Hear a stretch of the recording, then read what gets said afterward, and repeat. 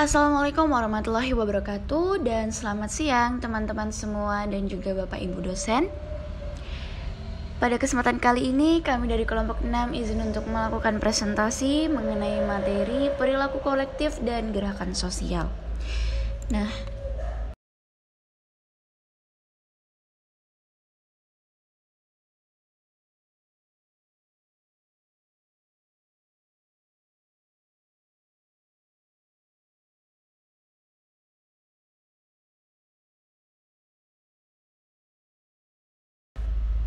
sebelum kami memulai presentasi kami, ada baiknya saya memperkenalkan diri terlebih dahulu. Saya Vinesa Ardatin, bertugas sebagai moderator pada presentasi kali ini. Nah, adapun teman-teman saya ada Nur Mutmainnah Rafiuddin, ada Muhammad Afif Tabarah, dan yang terakhir ada RR Truli Anggraini.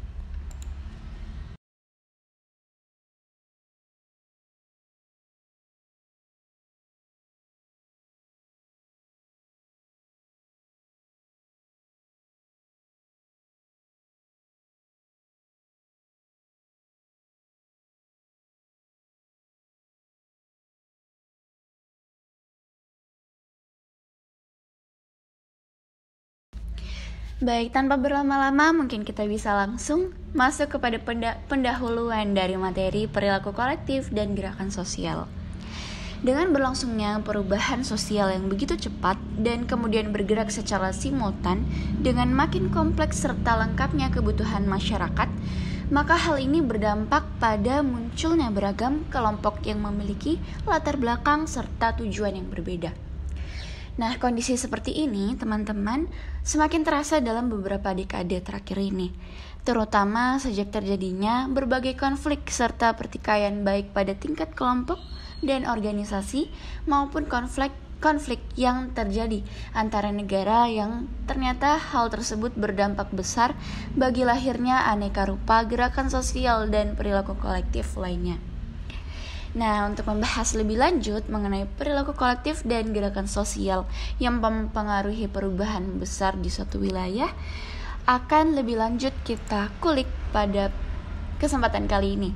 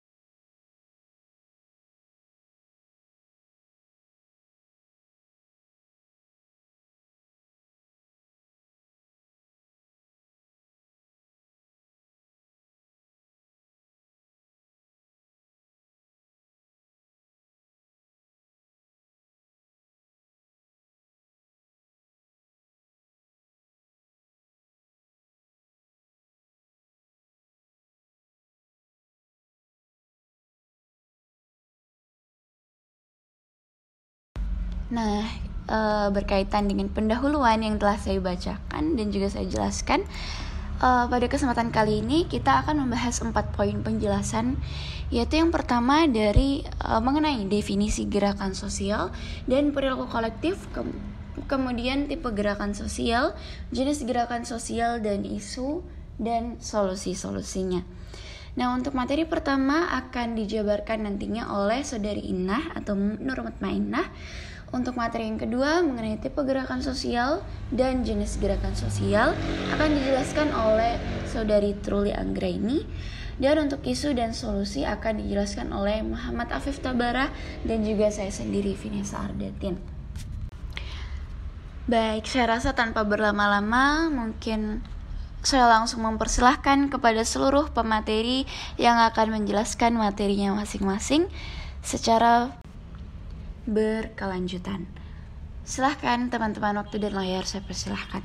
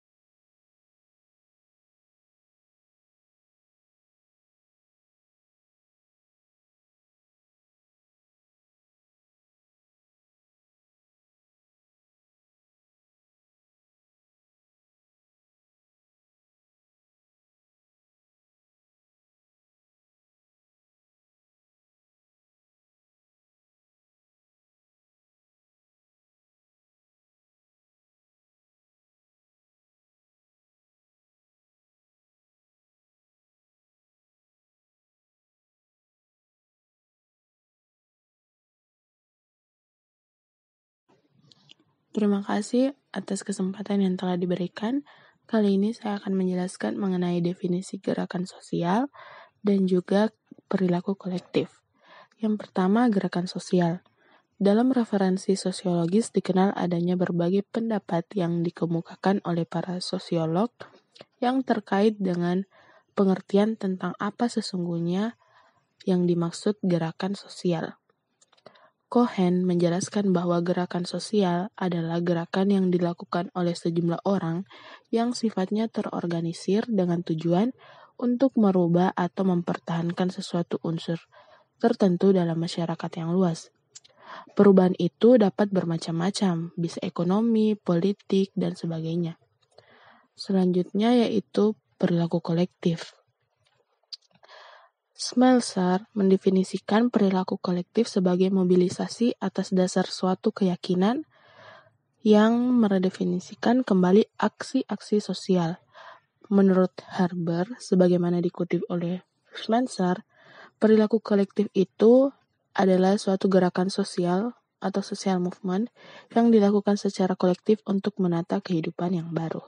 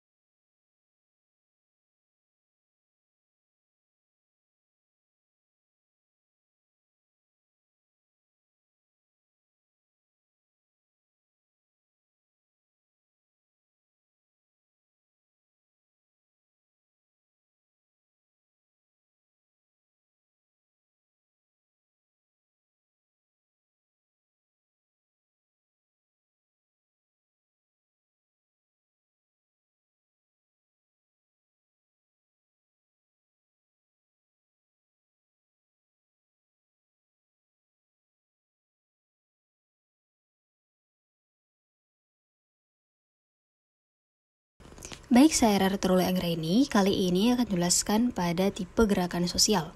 Yang pertama adalah gerakan ekspresif.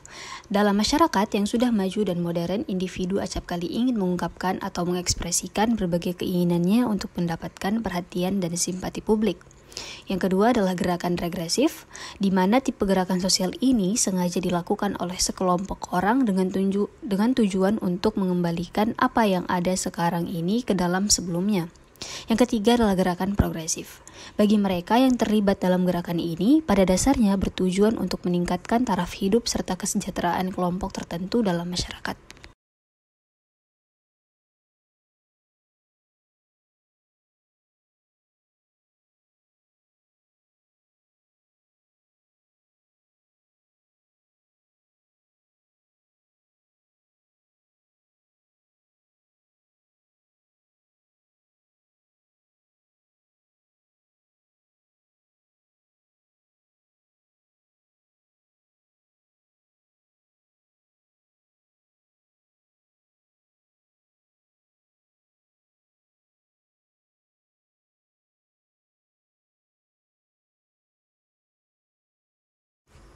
Tipe gerakan sosial selanjutnya yaitu gerakan reformis, di mana gerakan sosial ini lebih diorientasikan pada terciptanya perubahan dan pembaruan aspek tertentu dalam suatu masyarakat.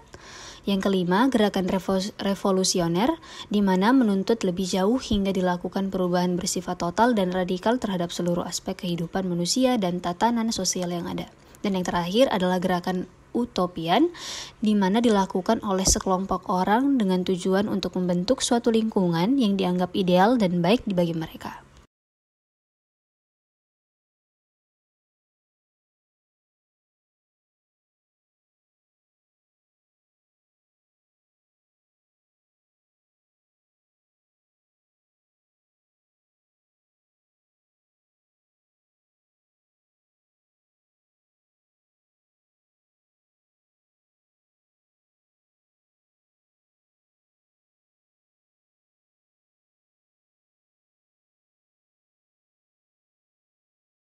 Selanjutnya pada bagian B yaitu jenis gerakan sosial. Yang pertama adalah alternative social movement, di mana tipe gerakan sosial ini dimaksudkan hanya ingin merubah pemikiran dan perilaku individu tertentu dengan menggunakan cara tertentu pula. Yang kedua adalah redemptive social movement, di mana suatu gerakan sosial yang dilakukan dengan tujuan merubah perilaku kelompok tertentu dalam masyarakat dengan ruang lingkup yang terbatas. Yang ketiga, reformative movement. Pada prinsipnya, target yang ingin dicapai gerakan sosial ini lebih diorientasikan pada perubahan aspek tertentu dalam suatu masyarakat. Dan yang terakhir adalah revolutionary social movement, di mana hal ini berbeda dengan ketiga tipe gerakan sosial yang sebelumnya. Maka dalam jenis gerakan sosial revolusioner ini lebih diorientasikan pada terjadinya suatu perubahan secara total dan menyeluruh pada semua aspek kehidupan masyarakat, termasuk di dalamnya yaitu ideologi suatu negara.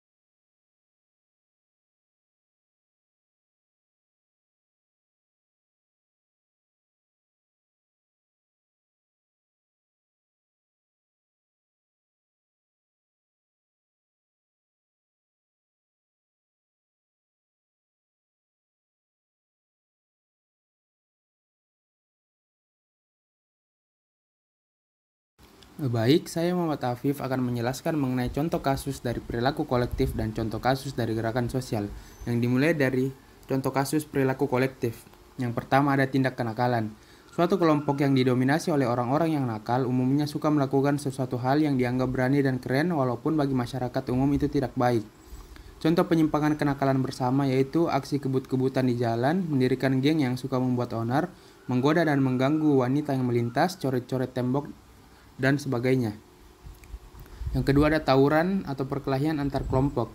Pertemuan antara dua atau lebih kelompok yang sama-sama nakal atau kurang berpendidikan mampu menimbulkan perkelahian di antara mereka di tempat umum sehingga orang lain yang tidak bersalah banyak yang menjadi korban. Contoh tawuran antara SMA 7 dengan anak SMA 6, tawuran penduduk Berlan dan Matraman dan sebagainya. Yang ketiga, tindak kejahatan berkelompok atau komplotan. Kelompok jenis ini suka melakukan tindak kejahatan baik secara sembunyi-sembunyi maupun secara terbuka. Jenis penyimpangan ini biasa bertindak sadis dalam melakukan tindak kejahatannya, dengan tidak segan melukai hingga membunuh korbannya. Contoh, perampok, perompak, bajing loncat, penjajah, grup koruptor, sindikat, curanmor, dan lain-lain. Yang terakhir, penyimpangan budaya. Penyimpangan kebudayaan adalah suatu bentuk ketidakmampuan seseorang menyerap budaya yang berlaku sehingga bertentangan dengan budaya yang ada di masyarakat. Misalnya, merayakan hari-hari besar negara lain di lingkungan tempat tinggal sekitar sendirian, syarat mas kawin yang tinggi, membuat batas atau hijab antara laki-laki dengan wanita pada acara resepsi pernikahan dan sebagainya.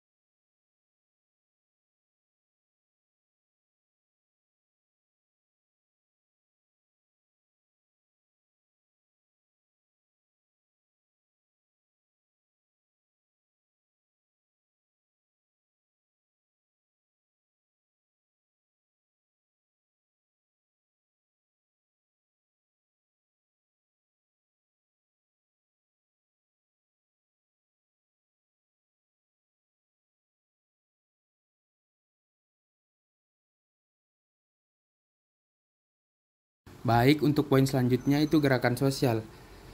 Saya mengambil contoh gerakan sosial 2019 ganti presiden. Gerakan 2019 ganti presiden merupakan sebuah gerakan sosial dari masyarakat yang disuarakan melalui media sosial sebagai bentuk aspirasi demokrasi dari masyarakat. Masyarakat menganggap bahwa pemerintahan Presiden Joko Widodo melakukan kinerja yang buruk sehingga muncul rasa ketidakpercayaan pada pemerintah. Selain itu, keresahan dari masyarakat terhadap pemerintah juga disebabkan oleh perlakuan kriminalisasi terhadap para ulama. Gerakan ini memiliki tujuan utama yaitu tidak lagi memilih Joko Widodo dalam kontestasi pemilihan presiden 2019, sekaligus sebagai bagian dari pendidikan demokrasi politik terhadap masyarakat di Indonesia. Baik, untuk materi solusi akan saya serahkan kepada rekan saya. Terima kasih.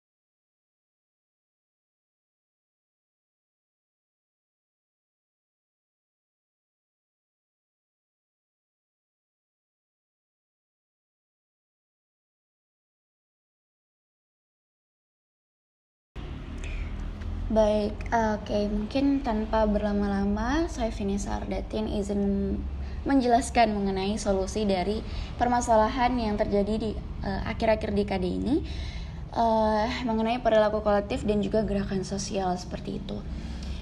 Nah, untuk sebelum kita membahas lebih lanjut bagaimana solusi yang kemungkinan dapat membantu menyelesaikan masalah yang telah dijelaskan oleh Afif sebelumnya,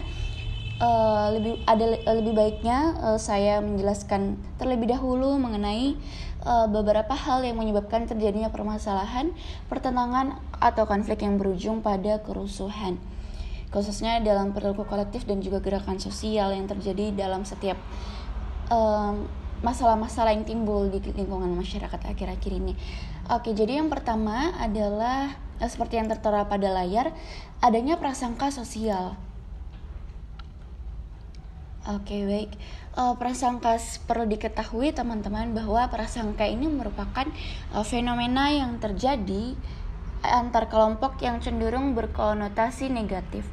Prasangka bisa muncul karena adanya konflik atau kompetisi antara kelompok yang saling berkaitan erat dengan stereotip negatif pada kelompok lain, atau stigma yang melekat dan diturunkan terus-menerus dalam kehidupan selanjutnya. Nah, akhirnya ini merupakan dalam tanda kutip dosa turun-temurun yang akan selalu ditularkan dari satu generasi ke generasi lainnya. Prasangka ini menjadi mengkristal karena tidak pernah ada penyelesaian yang tuntas. Pada akhirnya, prasangka yang tak kunjung selesai akan menciptakan keinginan untuk melakukan diskriminasi dalam berbagai bidang kehidupan.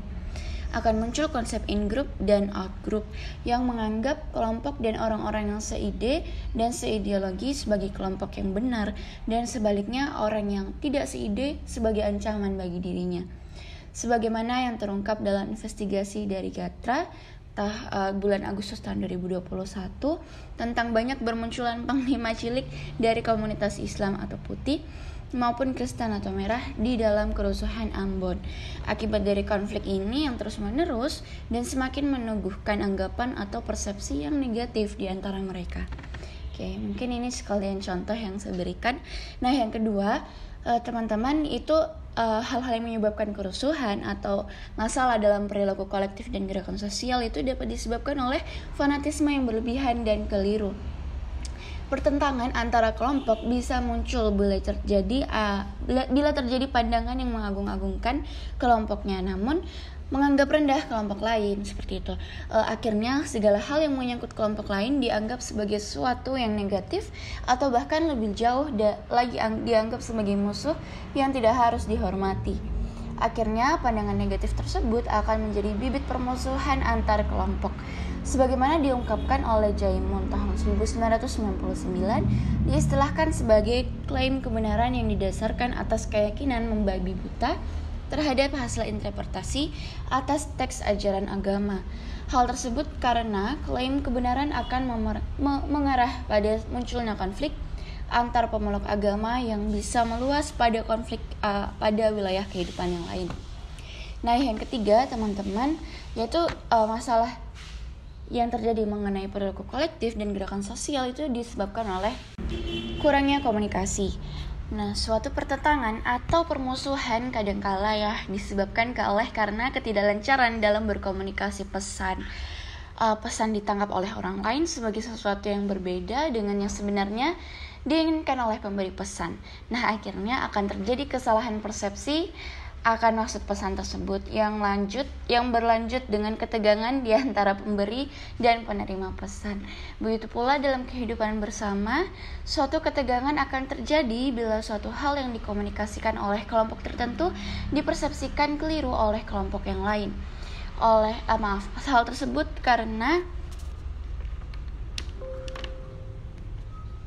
Hal tersebut karena kelompok-kelompok yang jarang atau tidak pernah berkomunikasi akan menggunakan info yang sedikit tersebut untuk mengambil keputusan akan kemungkinan perilaku orang lain. Oleh karena itu, perlu adanya komunikasi antara kelompok agar tercapai kesamaan persepsi atau sensitivitas akan maksud dan tujuan pesan yang dikomunikasikan.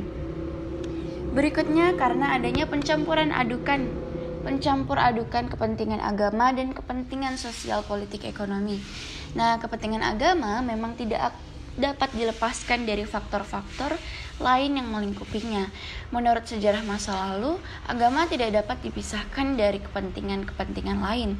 Akhirnya, kadangkala umat beragama terpecah menjadi berbagai kepentingan yang mempunyai misi dan visi berbeda.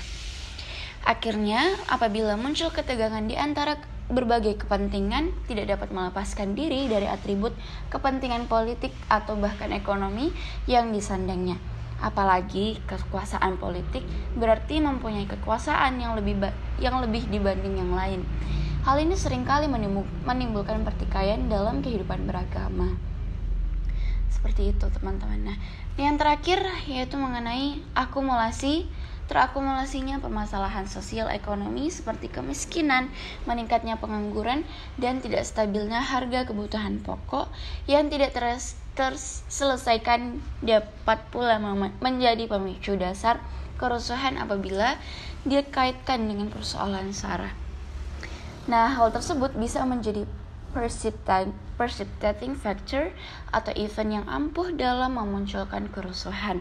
Apalagi ada provokator yang mampu memanage isu sehingga mudah membakar massa yang sudah frustasi dengan seabrek ketidakpuasan.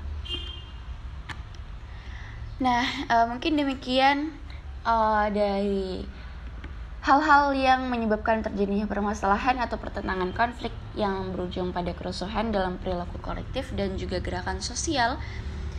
Next slide.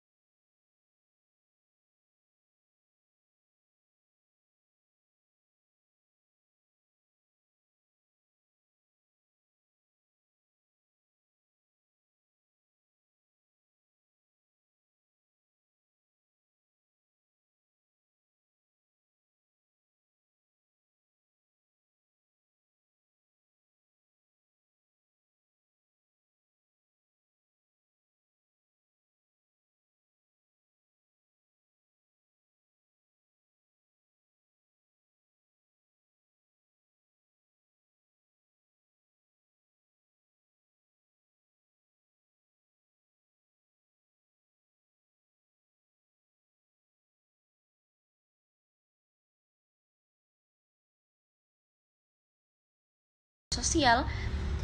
Next slide, saya akan menjabarkan secara singkat mungkin solusi-solusi apa yang bisa kita lakukan lakukan merespon setiap permasalahan yang ada, dan juga tadi beberapa hal yang dapat menyebabkan munculnya atau terdorongnya permasalahan atau isu-isu dari perilaku kolektif dan juga gerakan sosial. Nah, yang pertama sudah tertera di slide. Beberapa solusi tersebut antara lain yaitu kita harus lebih cepat dan tanggap dalam memperhatikan berbagai ketidakpuasan yang terjadi di masyarakat. Sebagaimana diketahui, ketidakpuasan atau subjective dissatisfaction menjadi faktor utama munculnya gerakan sosial. Selama masih banyak persoalan tentang ketidakadilan, pengangguran, dan tekanan ekonomi dikaitkan atau dijadikan dasar munculnya konflik antar kelompok. Ya baik, solusi yang pertama ini mungkin yang dapat di-highlight ya teman-teman. Lebih cepat dan tanggap dalam memperhatikan berbagai ketidakpuasan yang terjadi di masyarakat. Jadi ini bukan hanya peran pemerintah, namun kita juga perlu di sini berperan untuk dapat lebih cepat menyuarakan dan tanggap ketika ada hal-hal yang memang memberikan tekanan atau ada hal-hal yang memang mengganjal dalam kehidupan bermasyarakat kita itu sendiri. Seperti itu. Nah, yang kedua, teman-teman, ada perilaku tindakan hukum yang lebih tegas dan transparan pada pemicu kerusuhan. Jadi di sini lebih terfokus pada peran pemerintah ya, seperti itu. Pemerintah perlu untuk bertindak hukum yang lebih tegas dan transparan pada pemicu kerusuhan. Jadi di sini di-highlight bahwa pemerintah perlu transparan dalam mengulik sumber dari kericuhan tersebut tanpa membeda-bedakan atau mengedepankan atau misalnya menonjolkan kelompok tertentu seperti itu. Jadi peran pemerintah dalam mengambil tindakan hukum perlu lebih tegas dan juga lebih transparan seperti itu. Selama ini ada kesan pelaku kerusuhan tidak pernah mendapatkan law enforcement yang sepadan karena adanya kendala bukti dan saksi dalam kegiatan massa sulit didapatkan serta dukungan dari tokoh dan anggota kelompoknya membuat aparat sulit untuk memberikan punishment kepada mereka. Ya, kembali lagi dengan apa yang saya jelaskan tadi. Selama ini ada kesan pelaku kerusuhan tidak pernah mendapatkan law enforcement yang sepadan karena kendala bukti dan saksi. Oleh karena itu, merespon hal tersebut solusinya selain memberikan tindakan hukum yang tegas, pemerintah juga perlu transparan dan mengulik lebih dalam, lebih sistematis setiap penyebab atau pelaku-pelaku kerusuhan yang membuat atau yang menimbulkan sebuah kerusuhan seperti itu, sehingga terdapat bukti yang konkret dan juga sanksi yang dapat dipercaya dalam menangani sebuah permasalahan, khususnya mengenai perilaku kolektif dan juga gerakan sosial seperti itu. Nah, yang ketiga adalah meningkatkan komunikasi di antara kelompok untuk mengurangi prasangka serta mempererat kerukunan. Meningkatkan komunikasi di antara kelompok untuk mengurangi prasangka. Karena tadi telah jelas juga saya jelaskan mengenai prasangka sosial, adanya prasangka sosial dan juga kurangnya komunikasi, maka solusi yang dapat dilakukan oleh kita semua yang berperan di sini sebagai mahasiswa psikologi, meningkatkan komunikasi di antara kelompok untuk mengurangi prasangka serta mempererat kerukunan. Bukan hanya orang di luar lingkup kita seperti itu teman-teman, bukan hanya orang lain yang perlu melakukan ini, tapi juga kita sendiri perlu berpartisipasi aktif dan berkontribusi aktif dalam berkelompok ya, seperti itu dalam bermasyarakat atau berkelompok sosial. Harus meningkatkan komunikasi dan mengurangi prasangka sosial. Jika ada hal yang tabu, jika ada hal yang